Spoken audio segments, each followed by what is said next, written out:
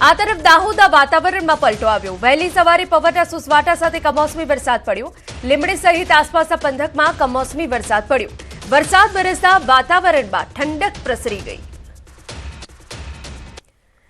તો અરવલ્લીની વાત હોય કે દાહોદની વાત હોય, વહેલી સવારે વાતાવરણ પલટાયું।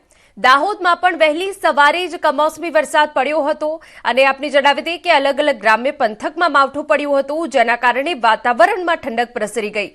પવનના સુસવાટા સાથે કમોસમી વરસાદ જોવા મળ્યો।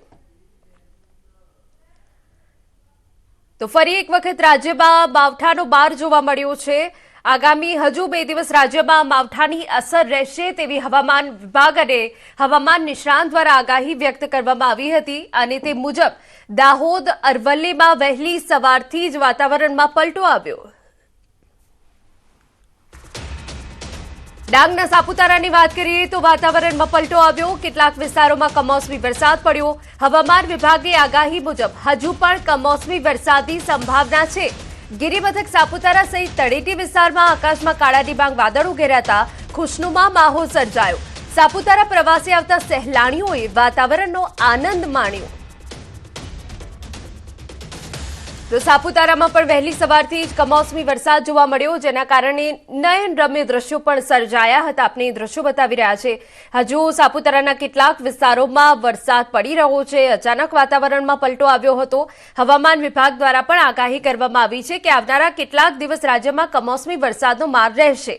તો આપણે દ્રશ્યો બતાવી રહ્યા છીએ સાપુતારાના છે કે જ્યાં વાદળો ઘેરાયા હતા અને વહેલી સવારે વરસાદ પડ્યો।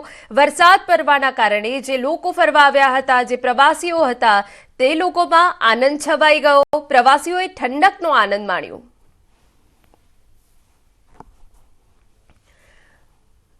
તો રાજ્યના અલગ અલગ ક્ષેત્રમાં હાલ વરસાદ જોવા મળી રહ્યો છે। અરવલ્લીમાં પણ વહેલી સવારે વાતાવરણમાં પલટો આવ્યો। દાહોદમાં પણ વહેલી સવારથી જ વરસાદી માહોલ જામ્યો।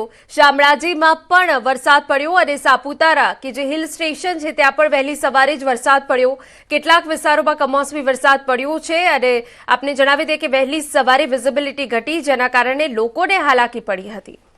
પંચમહાલની વાત કરીએ, પૂર્વ વિસ્તારનું વાતાવરણ પલટાયું। વહેલી સવારથી ચોમાસાના આગમનની ઘડીઓ ગણાઈ રહી હોય એવું વાદળછાયું વાતાવરણ જોવા મળ્યું। ભર ઉનાળે જાણે ચોમાસાનું આગમન હોય એમ ઘનઘોર વાદળો ઘેરાયા અને વરસાદ તૂટી પડ્યો હતો।